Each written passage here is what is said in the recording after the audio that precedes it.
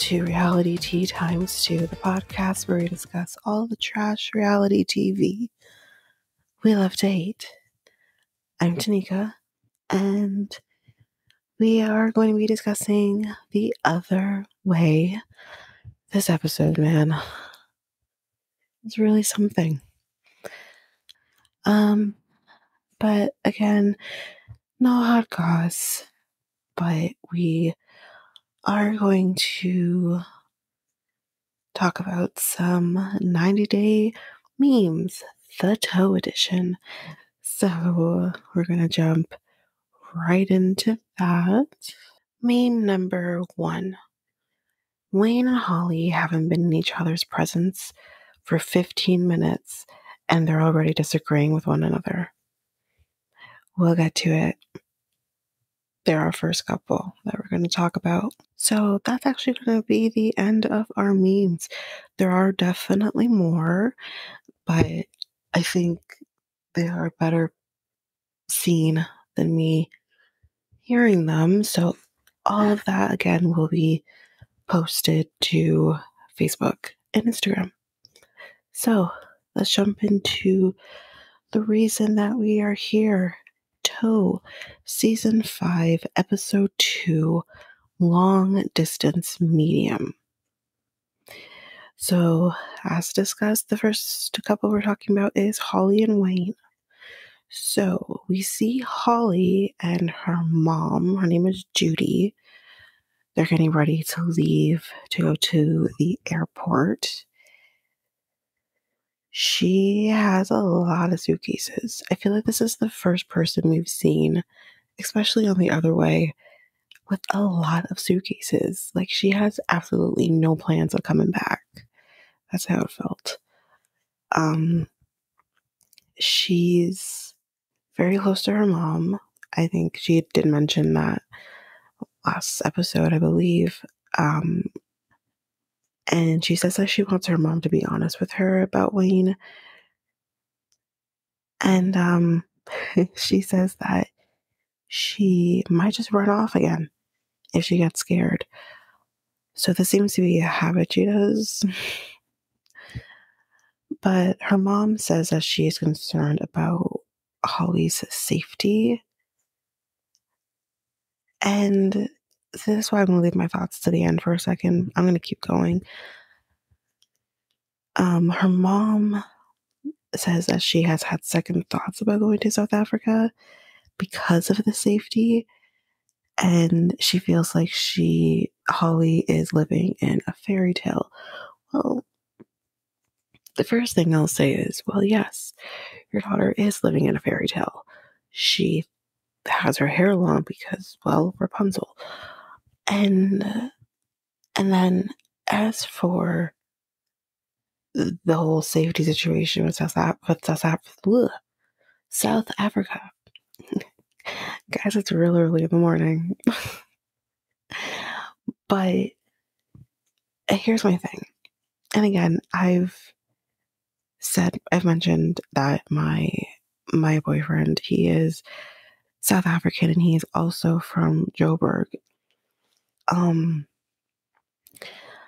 My thing is, yes, is South Africa dangerous and is there things that happen? Yes, of course, 100%. I don't disagree. My boyfriend wouldn't even disagree. The problem that I have, though, is South Africa is a beautiful country. And I do take issue when people are hyper-focused on it, which I think you should be aware of what's happening around you if you're going to be going there. I think that's important. But don't let it deter you at the same time. Does that make sense? There's so much to explore, I feel, in South Africa, just from what I've heard and seen. And I think, like, I don't like the whole, and again, like, going ahead, but when they do get there and they're showing next week's episode and she's like all concerned because she's squatters. Ma'am, have you been to any major city in any country? like, again, we're from Ontario, near Toronto. We don't live in Toronto, but we're near Toronto. And if you would see the craziness in Toronto, we have squatters too.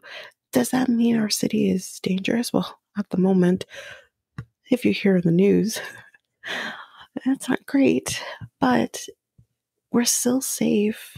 We can still live our lives. There's no difference in South Africa. You can still live your life.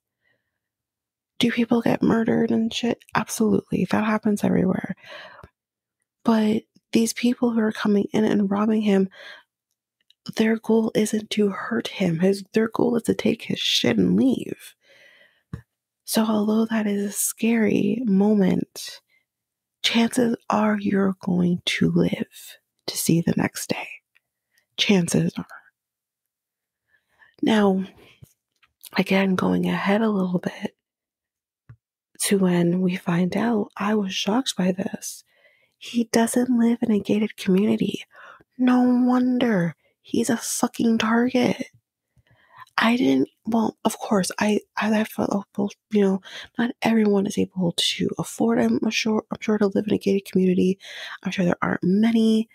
Well, not even so much that. I feel like there probably is a lot of gated communities, but maybe there are just none available in his price range, and this is the one that he chose, knowing full well that maybe he is going to be a target. But no fucking wonder, he's not in a gated community. That adds to it. He is literally a waiting chicken, honestly. So yeah, I did take offense to it, but it's like, I thought, your daughter's been there before. She came back alive, didn't she? Shit. And I know Joburg is probably like the worst part. That's where a lot of it is, what's happening. Not even just there, though. It's not just happening there. But I know Joburg is also very bad. But there's more to South Africa than just the violence. I don't know, but that was, maybe I'm biased, but anyway. So, meanwhile, with Wayne, we see that he's getting ready to pick her up. He says he's worried was worried that she would have moved on to somebody else back in the States and not come back. But, he says, I was pleasantly surprised. He's nervous about meeting her mom in person. He's worried that Holly won't adapt well because there's going to be a lot of changes in South Africa financially, how you live. They drive on the other side of the road. I don't know how I missed that, but I didn't know that. I just learned that, not by watching this. Quick detour to something else. To those who have Netflix, and to those who are interested in like romance, thriller, mystery type stuff, Fatal Seduction, which is based in South Africa, so good. I'm impatiently waiting for volume 2, but that's what I learned. And I'm like, oh, I didn't know that. But again, makes sense because, England and stuff. So yeah, he's concerned about her adapting to what living in South Africa will mean versus her living in Utah. So back to Holly and her mom. They've just arrived at South Africa. She tells us that she hasn't slept and she hasn't eaten and she is about to be sick. And she says, like, I don't know why. I don't know if it's, because I haven't slept. I don't know if it's food poisoning. Ma'am, you just said you haven't eaten. I think it would be the fact that you've been flying for 30 hours and haven't eaten. and then add nerves to the mix. And also, what's really interesting, actually, and I know I hate to compare the two, but I actually just thought about it. What's interesting here is she tells us that she has ADHD, correct? And she immediately gets sick after landing. And I'm sure there's a lot of factors that factor into her doing this, but she gets sick. It's coming up the other end than what happens with Statler, who also has ADHD. So I wonder, I mean, again, I'm ignorant of, I don't have ADHD. I don't know if there's also like bodily reactions to certain things that are caused because of ADHD. I'm very curious about that. Um, so yeah, like I'm curious because like even like with maybe this is TMI, but with the family member that I've mentioned who has autism, there have been other bodily reactions that could be linked to his autism. So I'm curious to know if it's just something that happens because both of these women had a reaction to traveling, and this is what happened. So I'm curious. Of course, for Statler it was one end, and for Holly it's the other. But I'm very curious about that. Anyway, but anyway, she runs to the bathroom because she's literally about to be sick. So while Holly is throwing up in the bathroom, Wayne tells us that he's been waiting for 2.5 hours for her to come out. Okay, so yes, like she has to deboard off the airplane. They have to go through customs. They have to get their suitcases. And yes, now she's throwing up. All things can factor in, but I don't know. Maybe I don't know, but I feel like going and waiting for 2.5 hours feels very excessive. I wonder if he's been there. Like he got there an extra hour. Because I don't understand how he would be waiting for 2.5 hours.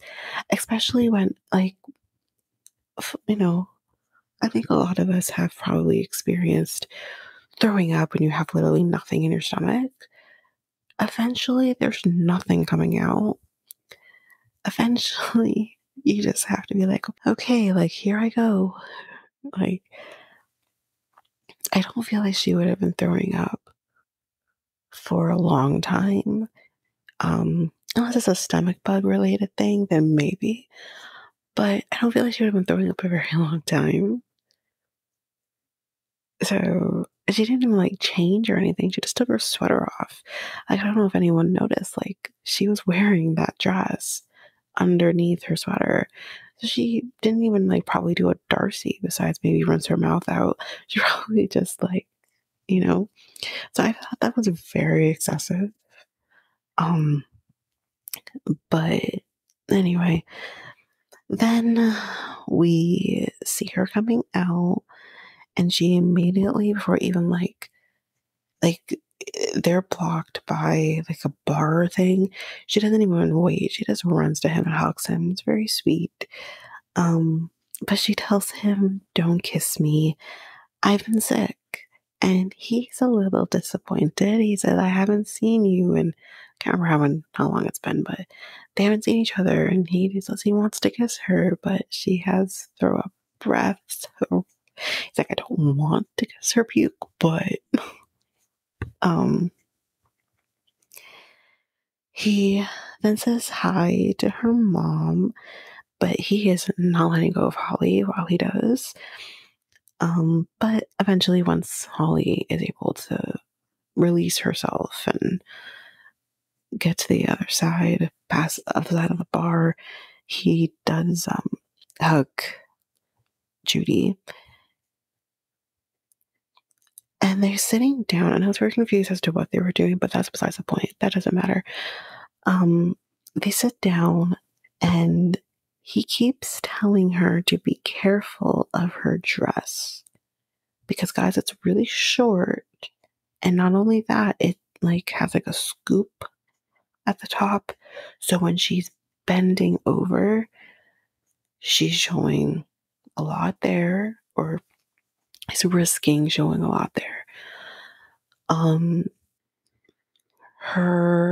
She's putting on different shoes, and even her putting on different shoes, there's not much left to be desired, I guess, is what you used to hear back in the day. So he is concerned because he says people are watching her in a sexual way, and he doesn't want that. I don't necessarily know if they were looking at her in a sexual way. I think multiple things that they're probably wondering, if they're wondering this at all. Why is her dress so short? But I think the main thing they're looking at is the fact that her hair is long as hell. I think that's what they're looking at, and that's something you don't see very often. However, he says, like, she does have a weird not really weird, he didn't use the word weird, but he says that she has a unique fashion sense. So he doesn't want to rain on her parade a bit, I guess. However, I don't know what this was. I feel like this is something you wear for your man in a room and no one else sees it, if you catch my drift. Like, that's what it felt like. It didn't feel like actual clothes. It looked like lingerie. So, I don't know. She says they are going to be moving. She wants to move to a gated community. He's not thrilled. He says he did a lot of work on the house. He said, I did some security measures, which we will see later on in the next time on. But he says, like, give it a minute, like, see what I did first before you make a decision to want to move. But I understand why she wants to move to a gated community. Personally, when I heard he didn't, I was actually very shocked. But again, not every community is gated. So, and maybe not everyone, again, can afford a gated community. So, I get where he's coming from. However, if your wife really, or future wife at this point, really wants you to consider moving to a gated community, then move to a gated community, because she needs to feel that sense of safety. And if she feels safer and can sleep better at night knowing it's not going to be so easy for someone to break into her home, then, see what you can do.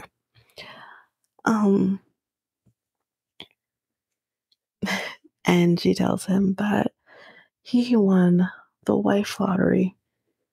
So he says, oh, okay. But yeah, that's the end of Holly and Wayne. Okay, so next couple. New couple alert. We have TJ and Kimberly. Now, guys, I'm going to be calling him TJ for the duration of this podcast. I'm not even going to try. But, all right, so we see TJ doing a story, a voiceover. And you're wondering what is happening. But before we do, we find out that he is 33 and he lives in Jaipur. So then he tells us that he has been doing voiceovers for about 10 years. He does voiceovers for commercials, ads, and kid stories. I'm impressed. I'm impressed. I think this is very different. I mean, obviously someone does it. And hell, it's better than fucking Ed Kemper doing Star Wars books. If you know, you know. Um, but yeah, I was impressed by this for sure. He says that he lives in a safe area. He lives with his dad, mom, and brother. His family, he says, is very traditional. So, traditional in the sense that the woman does all the housework and the men provide. He tells us something that I wish we had found out even earlier, especially when we had like Summit and Jenny with the cow in their home. That one season, I don't remember what season it was, but we actually find out that, you know, cows, obviously are sacred. We know this already, that you can sometimes see them in your home. We knew that already. But what we didn't know is that cows are actually viewed as mother figures. I didn't know this. And the reason why is because once you go from the milk of your mother, you naturally would go to cow's milk. So, in that sense, your mother provides your milk, right? So that's why they view it that way. And I thought that was very interesting.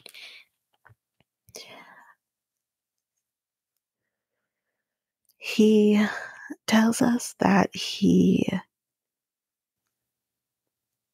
joined a spiritual group on Facebook. And that's how he met Kimberly. He sent her a request, and he tells us she didn't accept his request. Apparently, she told him that it looked like he was scamming her. So she didn't want to take a risk. So he says that now this is weird, guys. We'll get to her in a second. But he said that he started manifesting her. So he tells us that manifesting, he goes a little more into detail as to what manifesting is.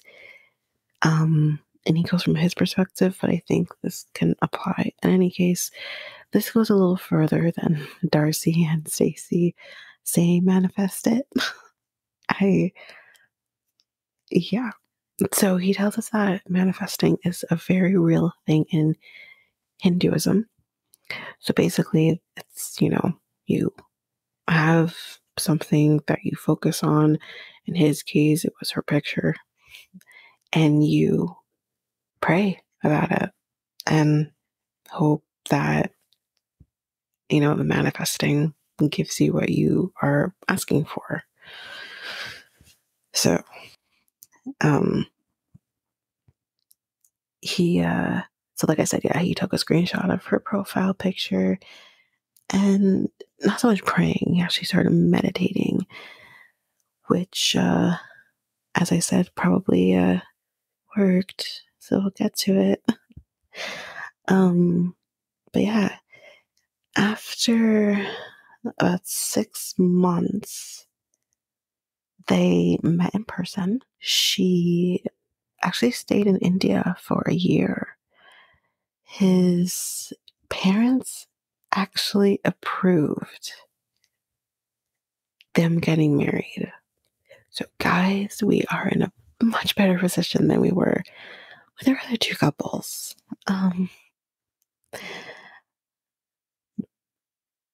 But he does tell us that it would have been easier if he just chose an Indian woman. His family expects her to be a traditional Indian wife, but sound familiar? He hasn't told her this yet.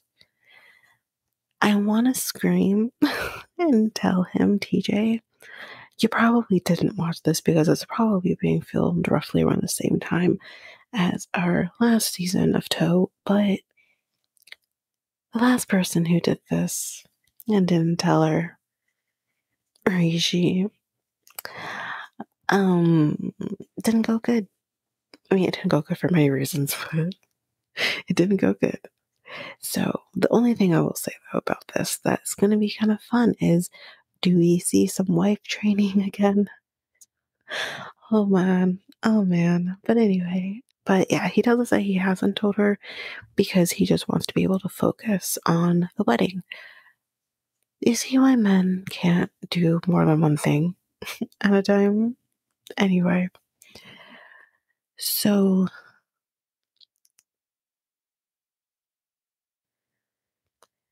now we're with Kimberly, and she tells us that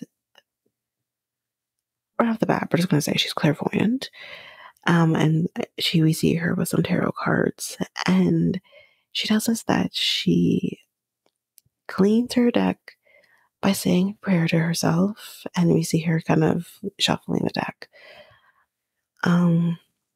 So then she tells us that she's 33 and she lives in Muscle Shoal, Alabama. She tells us that she's clairvoyant, which is basically the energy. Like she feels the energy, she says. And she is claircognizant, which I think that, I can't remember what she said that was. I didn't write that down. I'm going off of memory. And then clairaudient, which is her ability to hear. And then she says there are a lot of clairs. Okay. I didn't know there was more than just clairvoyant, so I learned something. She tells us about having a dream. Okay. This kind of will connect a little bit now. She tells us about having a dream that helped her find her fiance. She tells us in the dream that they were driving dune buggies in the desert, and she says that they were having a lot of fun. But she never saw his face.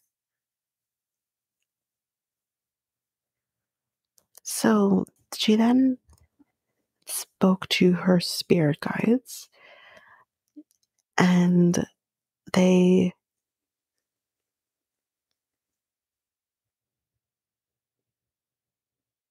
basically said, like, he's gonna, show himself or whatever.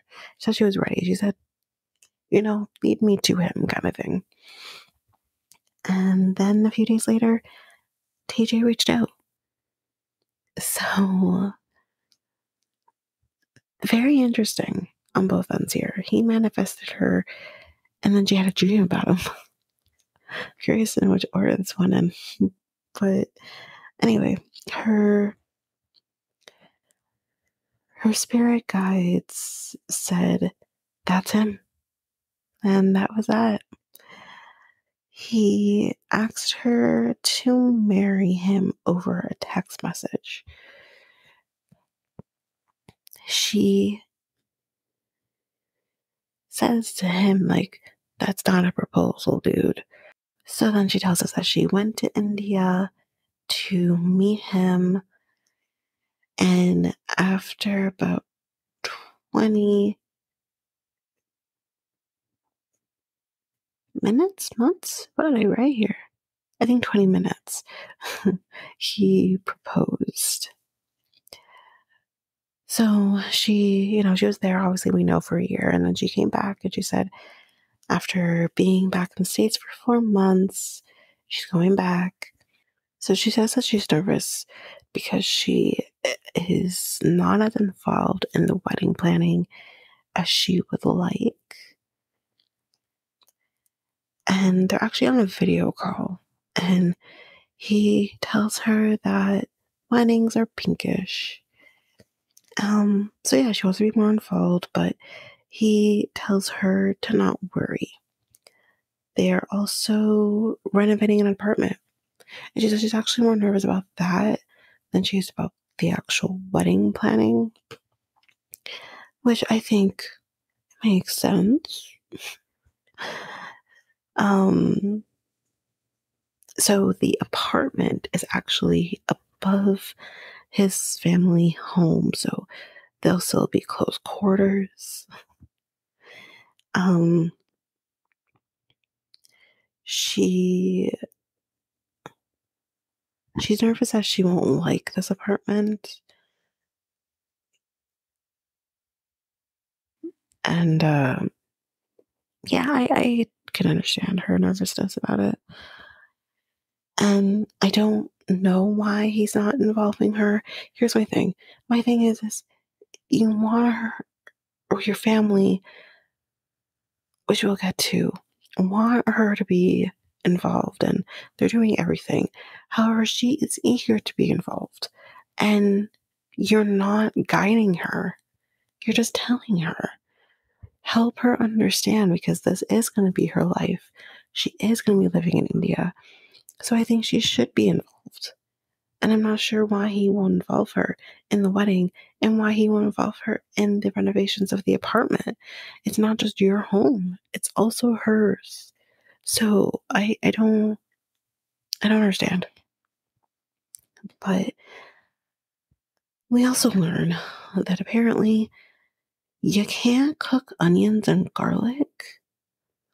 Oh God, I couldn't do that. Because apparently in Hindu traditions, wow. um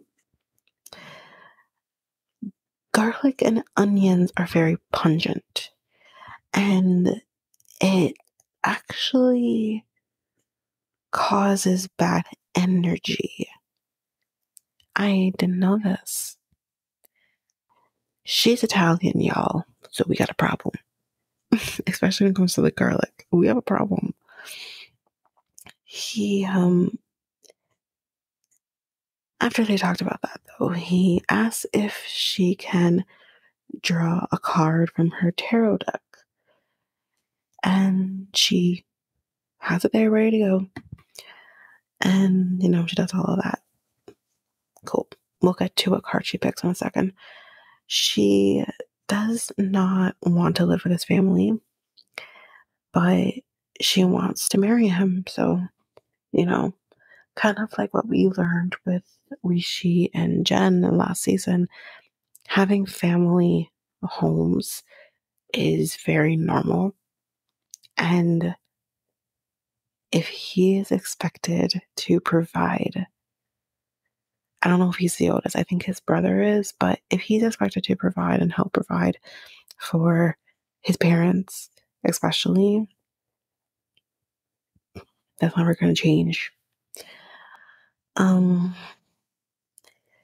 So she ends up pulling a summer solstice reverse card, which she basically explains means he is not as confident at the moment. I thought the card she picked for him was interesting. Yeah. Tarot is very interesting to me. I don't understand it. But it's very interesting to me. I'm definitely interested. And I wouldn't do it myself, but I'm interested. Yeah. Anyway. So we then find out that they're getting married in 10 days after she arrives there. And we're with him and his family at the moment. So he's with family, and his brother says that the bride's family usually plans the wedding. I feel like we didn't know this. But they're having to do it all because she's not there. And TJ says to them, well, there's no solution. What do you want me to do or her to do or anything like that? So we learn because her family, his mom, is kind of making fun of the fact that she wanted to wear white. Well, white is traditional in America, but white is not in India.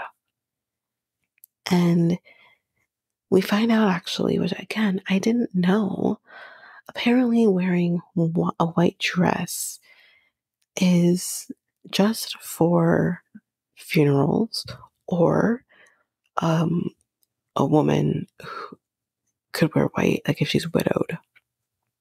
So basically, it's a color from mourning, not wedding.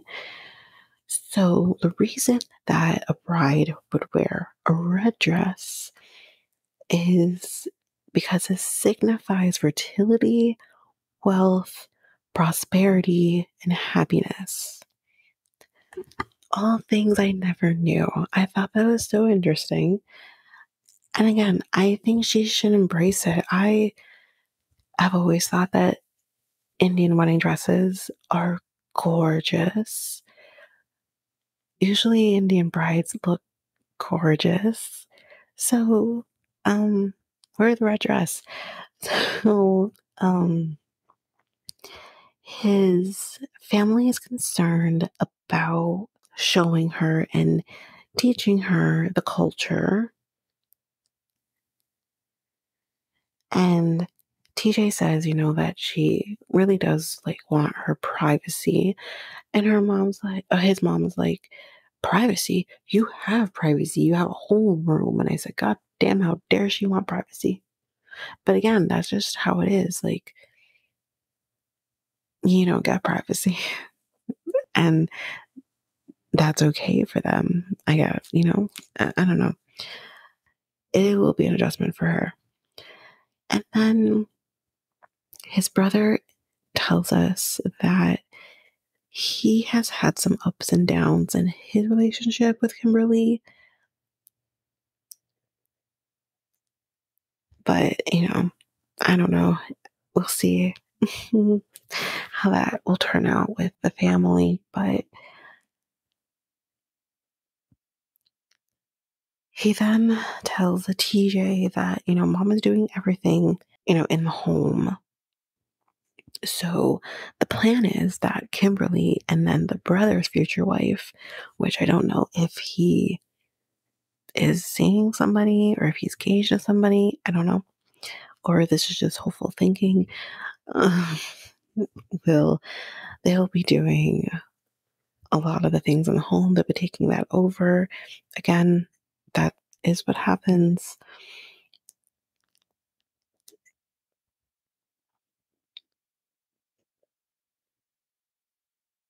And I can't remember if DJ tells this to his family or if he says this in the moment, but he says that Kimberly wants to continue being a U.S. girl. Yes, because she is American. And he is concerned that because of this will create some conflict. It probably will create some conflict. But it'll be interesting to see how that turns out when she gets there. So we see her now recording a video. And she tells us that she tends to record like holiday videos, like celebrating different holidays. She says it's not a huge thing. She only has about 100 subscribers. But she tells us that she is a habitual optimist because she has dealt with depression growing up. So, she feels kind of like what we've seen now with like Robin Williams. For example, the one example I could think of, because he would say this, that, when you deal with so much hurt in yourself, the one thing you want to do is spread love and happiness and laughter with others so they don't feel how you feel. And that's kind of what she says as well, that She just wants to spread the love and make everyone feel happy. So far, I really like her. I thought that I wouldn't from what we saw in the trailers leading up to the show. I thought I wouldn't like her. But it turns out maybe he might be problematic, but we'll see. So far, I am really liking her. So then we see her bowling with her dad and her stepmom. She tells us that she lives with them, and they are going to be coming to India in about a week for the wedding. She tells us that her dad and her mom, her biological mom, they divorced when she was 4 years old. And she tells us that they were in a custody battle for 8 years. That's a freaking long time. And she says, like, once that kind of was over, that 1 year she would live with her mother, her siblings. She also has siblings. And then the other year, she would live with her father. So they would do this back and forth thing for some time. But eventually, her dad did get full custody of the kids, and they ended up moving to Arkansas. So she sees her mom as her mother. She actually does refer to her as her mother to her. She tells us that her biological mom, she felt like her mom didn't like her at all, even growing up. That she clearly has no issues with her other siblings.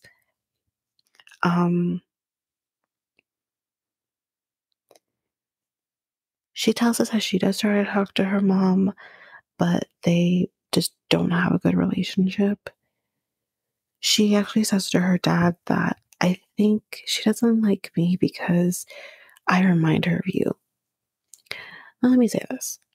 That's fucked up. First of all, that must make her feel so shitty.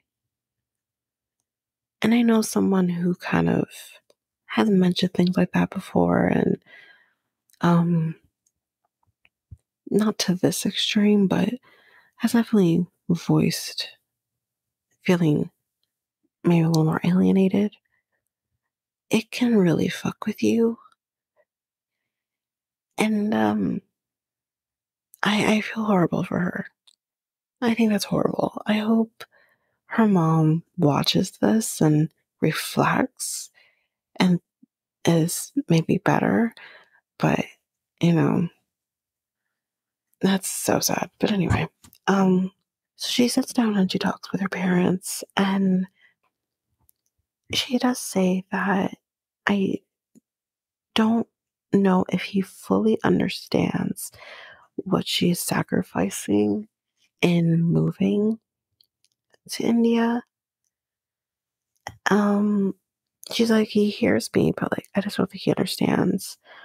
And she's scared that she won't have an equal relationship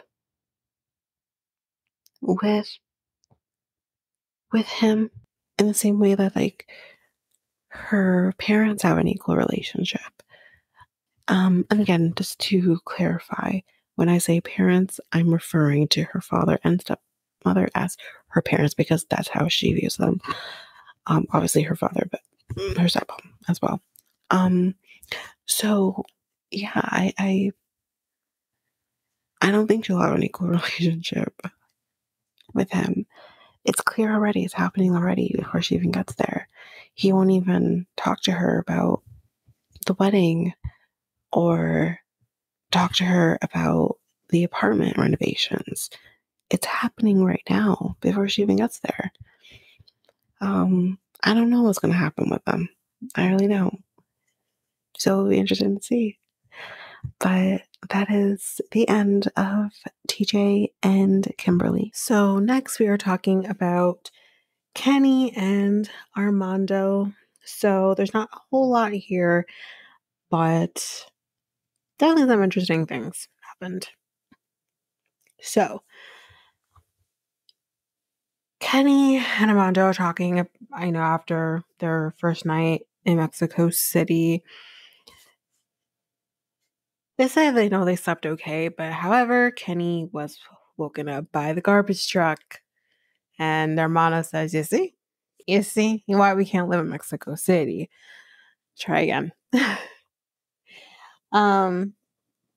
So they say they need to go get some groceries because there's nothing in the apartment. So they're going to go do some grocery shopping. And at the last second, as they are about to walk into the grocery store, Armando tells Kenny that he's going to be doing the grocery shopping himself. Because he says that if you want to live here, then you need to learn how to do certain things. Not everything can be on me. So, as we already know, Kenny doesn't know any Spanish, or he knows very little. So Armando basically says that you actually have to go and talk to the vendors and tell them what you want. It's not the type of grocery store that maybe we see more in America or Canada, where you just kind of do your own thing. And very rarely do you need to talk to somebody behind a counter. So Kenny says in the moment that he's kind of surprised that Armando is doing this, because he says that he doesn't typically play games like this. So we find out, or somehow Armando finds out, that none of the vendors speak English. I don't know how he found this out, but anyways. So Kenny is looking for some chicken. Apparently, he has been told he needs to get legs and thighs. So he does find a counter that has quarters, and he is able to say, "Can I have cuatro, these?" So he does that. And he does that fairly easily. It's pretty good. Now he needs to go get spices. So he goes to a different clerk and asks for salt and pepper. In English, Armando actually says the proper, says it in Spanish to Hannah, but I didn't quite catch it. So Armando says that he kind of feels bad because obviously this vendor is not understanding him. And he says he kind of feels bad. However, it's also kind of funny. And I said, God damn, that's dark. And here's why it's a little dark. We'll get there in a minute, why it's kind of dark now that he's kind of laughing at his pain. Kenny does get some carrots, so he's able to do that as well. So here, Kenny tells us that he did tell Armando before he even moved to Mexico that he would have some issues learning the language because, which I don't even think we knew this, he has a learning disability. He's dyslexic. So because of the fact that he is dyslexic, it's going to be harder for him to learn the language. But I feel like even if you are to use a Duolingo or a Babbel or something like that, there's still going to be reading involved or be able to kind of do that. I very briefly looked at different language apps like that, but you still need to be able to read it and be able to read easily. And obviously with dyslexia, that's not easy. So, and then not to mention, add on to the fact that this is a 60-year-old man, and it's harder to learn a new language as an adult, especially as an older adult. So, he kind of beats himself up because he doesn't have a translation app on his phone. Now that I'm going to have a problem with. Sir, you don't speak the language. You've known this since you've been there, and you've been there for some time. Why don't you have a translation app on your phone? I got it all times. Or can't you just do that on Google? Can't you just go to Google, say translation, and then you just do it? So confused. Again, Armando kind of says that he thinks it would be harder for them to live in Mexico City because he doesn't know English. Now, here's my thing.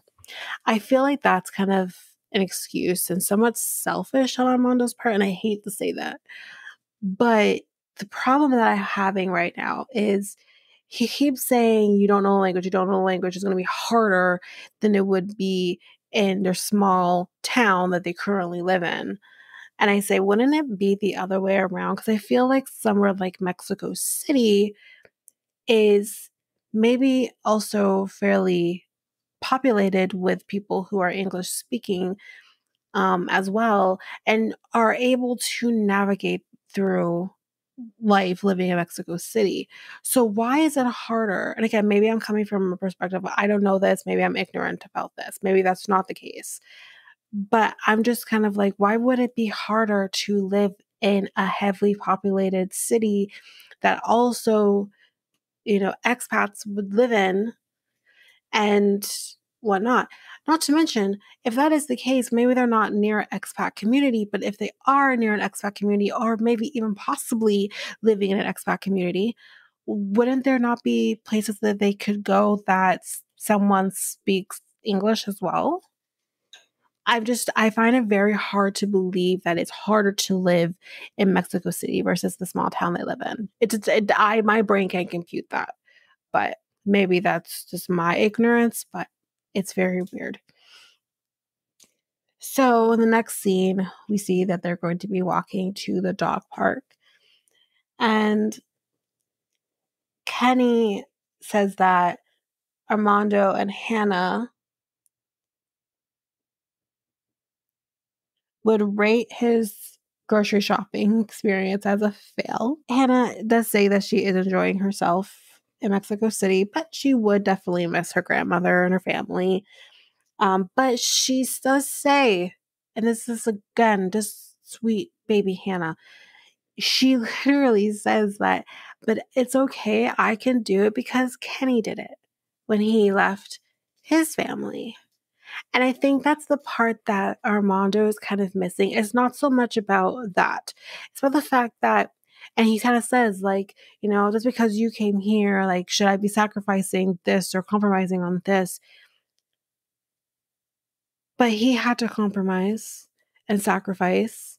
He had a lifestyle with his children, his grandson at the time, which is his grandson, I think, at the time. He had to do that as well. This man was bawling his eyes out at the idea of leaving his family, but he did it. So why can't you be somewhat uncomfortable for a time being, and eventually you will adapt? And again, if you really, really hate it, then, then don't do it. This is why you're doing the trial run, but you should be open-minded, and I don't think he is. Which just makes the trial run null and void. It don't exist anymore. So they talk about the shopping experience, and Armando keeps talking about the fact that the language is an issue. The language is an issue. And I've kind of went into that. I don't understand how it's an issue. Then he brings up something about, like, I was very confused with this because I just didn't understand where it was coming from. And I think also Kenny was very confused because he also didn't understand where this was coming from. Think about, like, I don't want you to feel like I feel like I have to, like, sacrifice or something. Like, it was very confusing.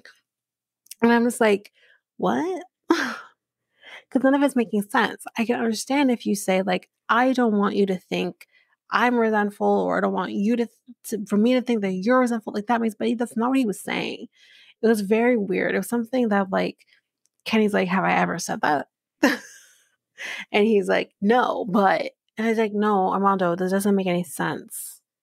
What you're saying doesn't make sense. And I think that's the biggest problem. But I think, like, he in so many ways is trying to say, I will probably resent you if you make me make this move. So just say that. And don't think because you sacrificed coming here that I should do the same. Just say that. Because I think that's basically what he's trying to say.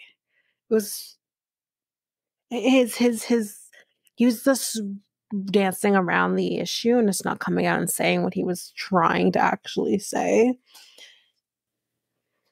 Yeah, so then Kenny kind of says, relationships is about compromise, and that's the most important thing. And yes, that's true. It is about compromising. However, Armando kind of says, do you expect me to compromise on something as big as this? And we don't get an answer. That's basically how their section ends on this episode. But yeah, that's the end of Kenny and Armando for this episode. So now Julio and Kirsten. So we still see him waiting for Kirsten, and we're just going to skip right past it. She finally comes out, guys. All was good. So she tells us that Customs took her passport because she started getting nervous when they were asking her questions, basically saying, like, why are you here? She explains, I have a boyfriend here, so I'm visiting him. Then they say, like, did he ask you to bring, like, a suitcase for him or something? And she says, I don't know if they were asking about drugs, but, like, what? She's coming from fucking Netherlands. Like, what maybe there's drugs, but like she literally said like she has a boyfriend here. She has a stamp on her passport saying she was in Miami, fools. So clearly she has like a reason to be here, and you're just wasting her time, your time, everybody's time. But anyways, I go through her suitcases, all's good in the world, and she was given her passport back and she gets to go. So they get into the car and they're driving, and she sees a school bus and she gets very excited about the school bus because I guess they just don't have school buses in the Netherlands, so she's real excited about it. She says she only sees school buses in the movies. She then asks about the guy with the thing in his hand, and you're sitting there being like, what are you talking about? And Julio's like, you mean the Statue of Liberty? Who, by the way, is a woman, not a man. And she's like, yeah, the Statue of Liberty. What the fuck? So they're gonna be staying in a hotel in Manhattan, and he is like, we need the alone time. I haven't seen her in over a month. We need to be reacquainted. He's like, if you know what I mean, wink, wink. And producer like starts laughing in the background. So that night, maybe after they got reacquainted, they are just kind of walking around Manhattan. I think they're headed towards Times Square. So they see the Statue of Liberty. He's just a man in a costume. Now that is a man holding something in its hand. So they go into a bar and she orders this drink, for those who didn't watch the episode, called Porn Star Martini. And I'm like, what the fuck is that? I still don't know what it is. I did see some olives in the drink. I'm trying to understand what's going on here. Like, what the hell is a Porn Star Martini? Anyway. He tells her that he would like to be able to find an apartment before he moves there. She says that he also needs to get a job and he needs to learn the language. He said that he has tried to learn Dutch. He thinks Dutch is probably one of the harder languages to learn. So he is really struggling with it. But again, like if he does want to be able to have a job, then I guess he probably does need to learn the language. He said that to producers that really the only Dutch he knows is no, good, and something else that he said is by far the worst thing you can say. So those are the things he knows. Of course, you learn the swear words. Anyway, they decide that they're going to leave and go back to the hotel. And she is definitely worried about whether or not his mom is going to approve of her. And he does say, like, if my mom doesn't approve, then I don't know what I'm going to do. For those who, like, I'm not going to say he's at the extreme of I Love Mama's Boy or if any of those idiots on that show. I'm going to say maybe he might be more like What's His Face, whose mom like hated his wife, and he told his mom, "You need to go away and fuck all the way." The one who, for those who watch the show, the one who did the DNA test on the youngest kid. If you know, you know. And I think he might be more to like that level, although I don't think his mom is to her level of crazy. But I mean, again, for the most part, like he's one in a million, really, because the rest of the idiots on that show side with their moms. So I'll be really curious to know what this mama boy will do, if he will stick by his mama or say deuces. I'm still going to go and be happy with my woman. So we'll see. But yeah, there was not much with these guys this episode. So yeah, that is the end of Julio and Kirsten. Okay, last couple. Brandon and Mary. You guys, my God. This is where the bulk of the episode is going to be going to. It's going to this fuck show.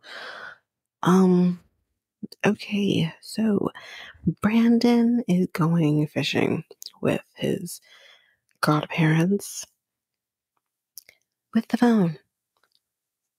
And she's sleeping.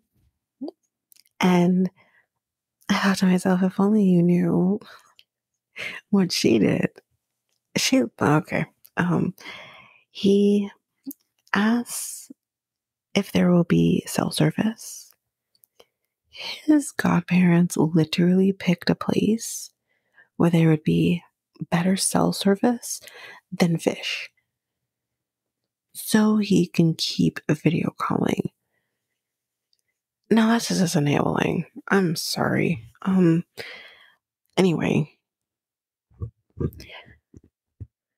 he tells us that the last time he went fishing, that she thought that he was cheating. For fuck's sakes, like, oh man, okay. I'll try to get through this because my thoughts. He mentions that he loses service on the way to the place they're going, but he does eventually get it back. He also says that he has to be on the phone when he goes fishing, but she's sleeping. So why do you need to be on the phone? She's asleep. She doesn't give a shit. She's in dreamland. I don't even know. His goddad tells us that he was friends with his dad from when they were kids.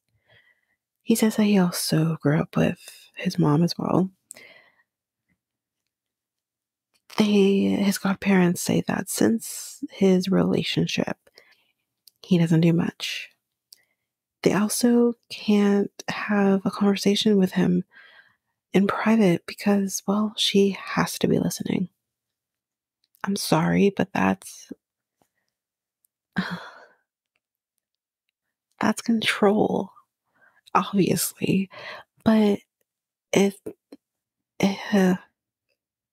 he's never going back to the States as far as she's concerned. I'm just saying that right now.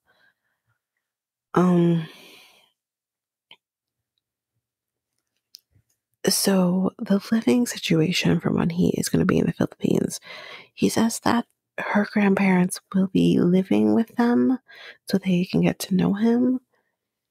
And I thought this was interesting, but here's why.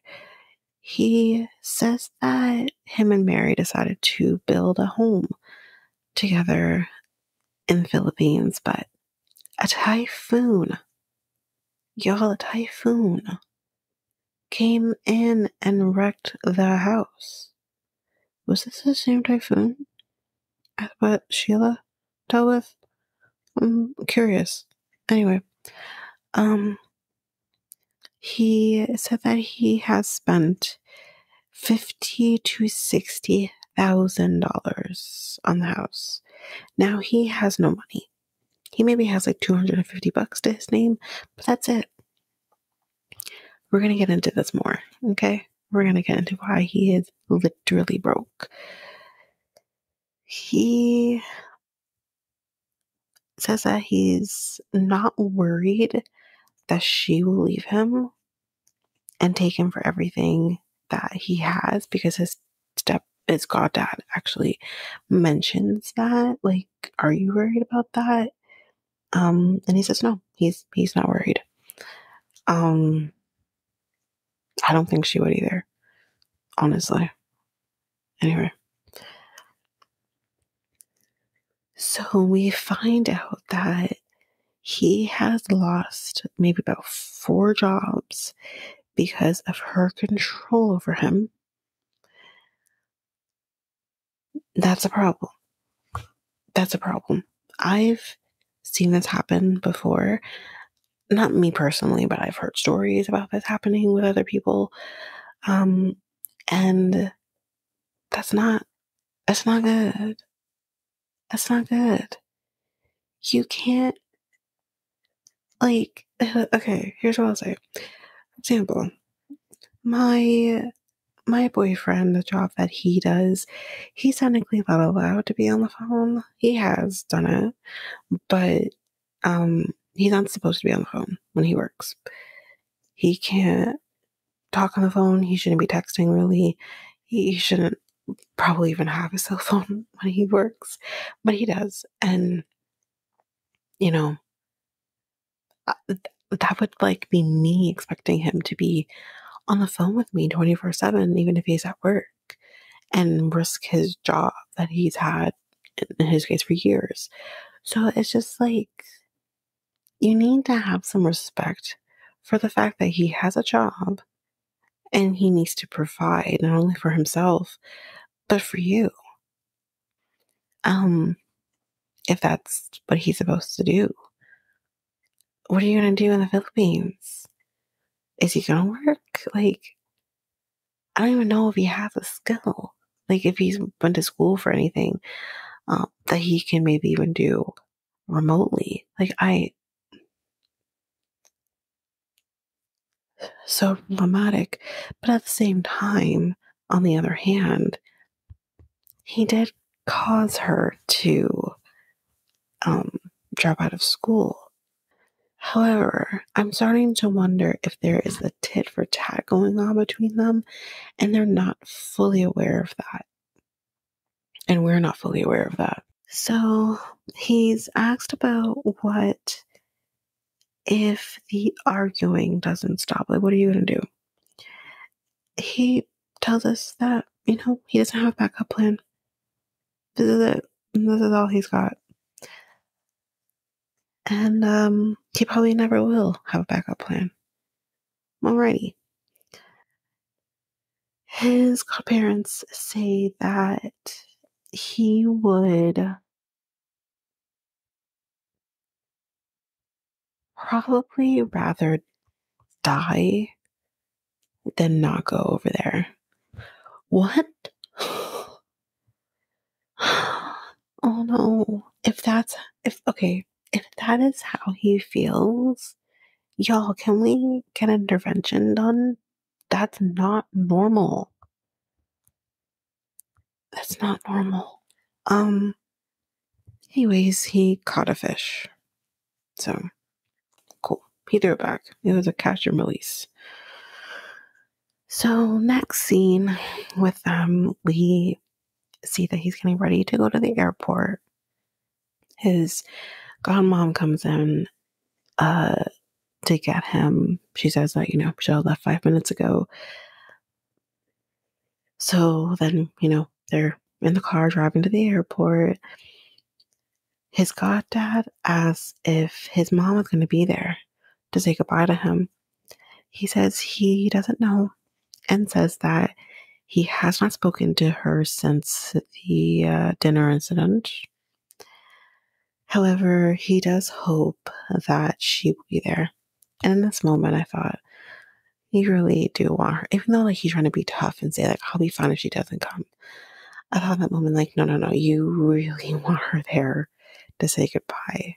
Like, you'd be torn up if she didn't say goodbye to you. So in that moment, I thought, please, God, let her show up. Please let her show up. Because also, she'll regret it as well if she doesn't say goodbye to him. We get to the airport. His goddad says goodbye to him outside, so because he's going to be staying with the car. And they walk in, him and his godmom, and she's like, do you see her? And he's like, I don't know. And then we see his godmom say, oh, there she is. So she showed up. I was so happy that she was there. And clearly he seemed, again, the exterior that he has, but he seemed to be somewhat relieved that she was there. And they definitely have a very emotional goodbye, or at least she has a very emotional goodbye. And she hugs him and she says, I don't want you to go. But she does realize that she has to let him go. She fears that she will not see him again. She says that at the dinner she was very angry. And she hopes that he won't let control into his life. And I thought that's a perfect way to put it. And I agree, he shouldn't.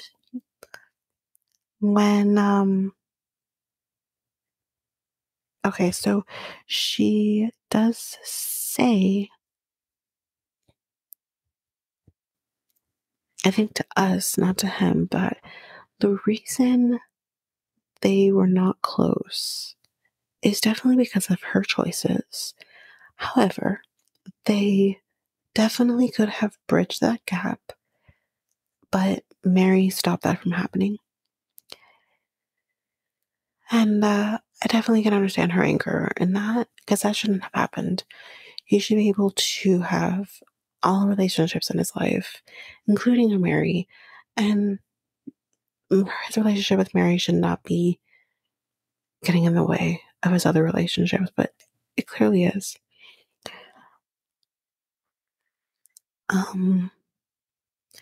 He says that he is happy that she's being supportive because he really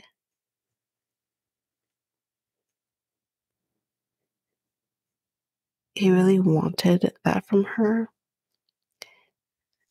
And then this idiot, inconfident, honey, inconfident isn't a word. I think it's just simply, I don't feel confident or not as confident. Inconfident. He was confident that inconfident was a word. My God.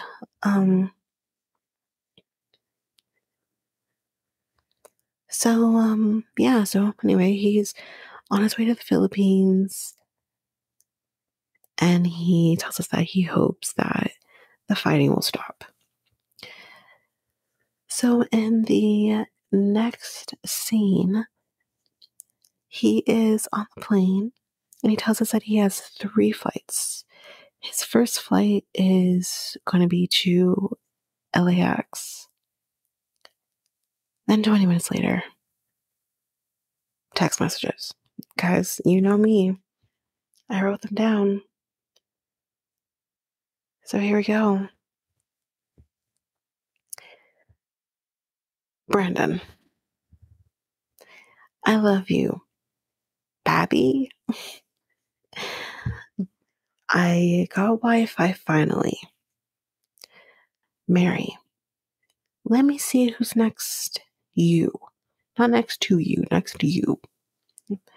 Brandon, they have me sitting next to a girl. Nothing I can do about it.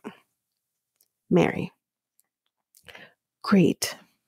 Just wow. You always want to be with girls. What? Brandon, I'm not talking to them though. And it's a short flight.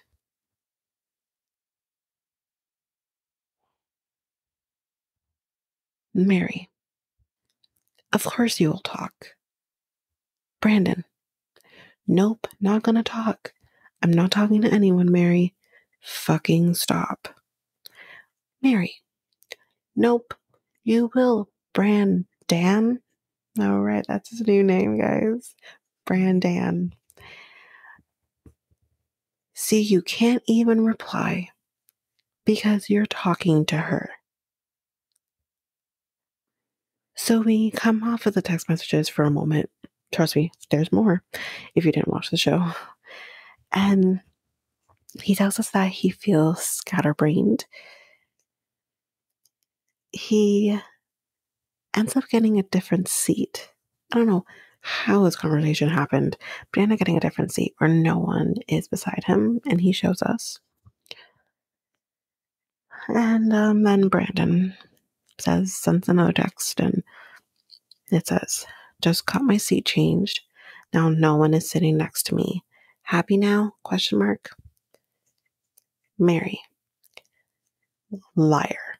Okay, so before I even continue, there's something wrong with her mentally, because, and what you'll see with the rest of the text messages that happen, there's something wrong here. More so than just like her jealousy and her worry of him cheating or anything like that. Something is horribly wrong with her. It's disgusting. Let's continue. So he says that he doesn't know what he can do to appease Mary's demands.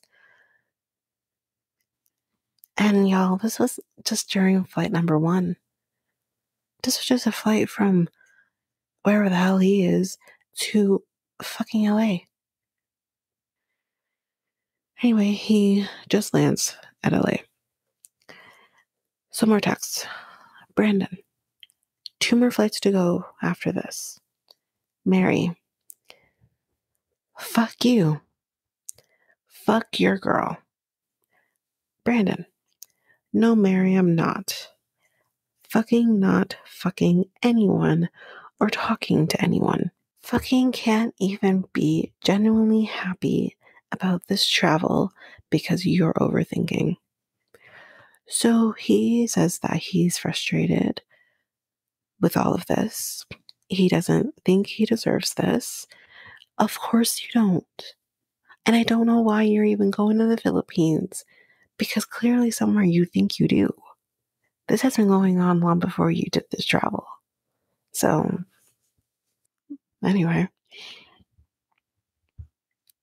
another text message from Mary. Next plane to TOO. There's a girl too, like always, with a lot of S's at the end. And then we see he's on the flight, and we can clearly see no one is sitting next to him at all on either side. He does show this to us. He says they are so used to overthinking that they argue and they fight. Well, here's the problem. You haven't built the trust up because you're always constantly on the phone with each other for the mere fact that you both have trust issues. So of course there's going to be constant overthinking because you are so attached in an unhealthy way. And how are you supposed to be otherwise? You guys can't handle not being on a video call so he can travel to the fucking Philippines. It's madness. Anyway, more text messages. Mary, you make me hurt. You make me crazy. So fuck you and your girls there. Brandon, in caps. I didn't do anything. He then says that he wonders if he is making the right choice going to the Philippines. No. No, sir, you're not. Everyone's been trying to tell you that. You didn't listen. Anyway, more texts. Mary, I'm fucking done. You're a cheater and a liar. I don't want to be with you. I don't want to live a life with you. You're not belong here. Don't come here. I'm done. I'm fucking done with this storyline. Like, I don't think this is abuse at this point now. We're seeing it from her that this is very abusive. He's literally coming to you. Like, this is the thing. This is how it's going to end. One or both of them are going to be dead.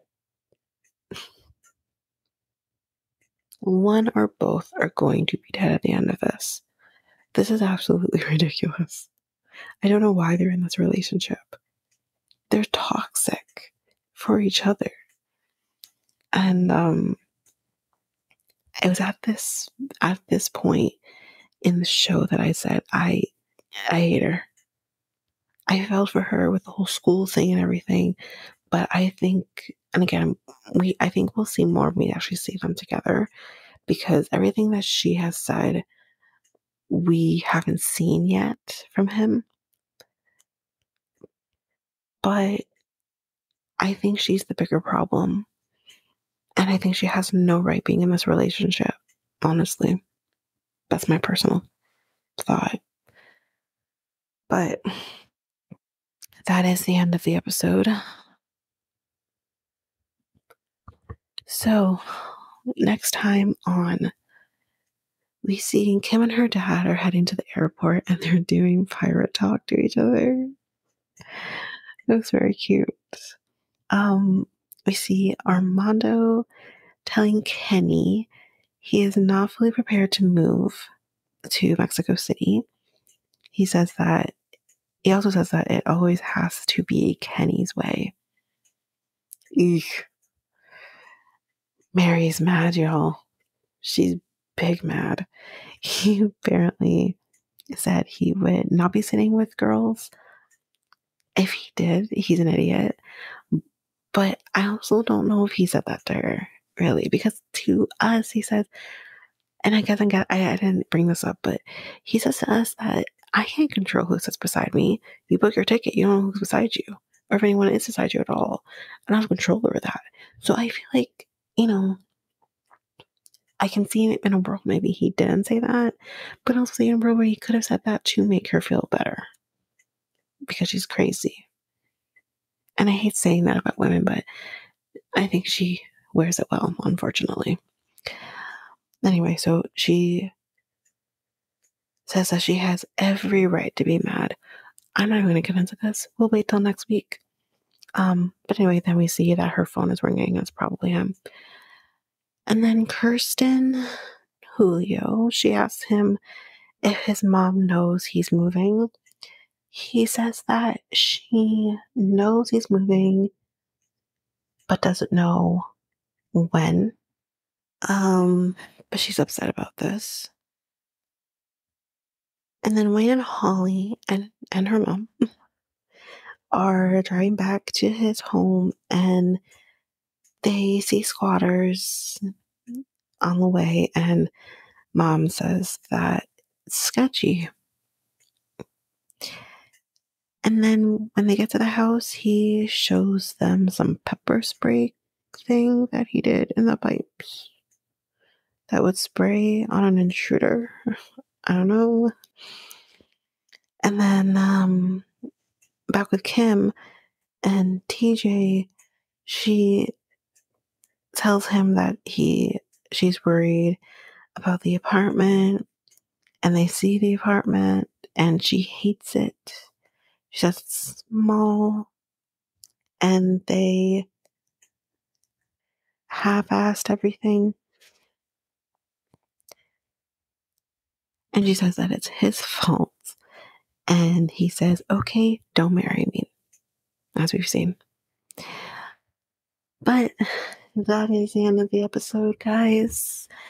If you liked what you heard, please share Reality Tea ×2 with everyone in your life. Also, make sure that you follow or subscribe to the podcast so you don't miss a single episode. You can also rate and review on Apple Podcasts or Spotify. That would be greatly appreciated. If you are an avid YouTube user, you can listen to us on YouTube at Reality Tea ×2. If you want to connect with us, you can do so by following us on Facebook and Instagram at Reality Tea ×2. You can also email us at realitytea2@hotmail.com. We also have a website where you can listen to all of the episodes and also get links to our Facebook, Instagram, and YouTube pages.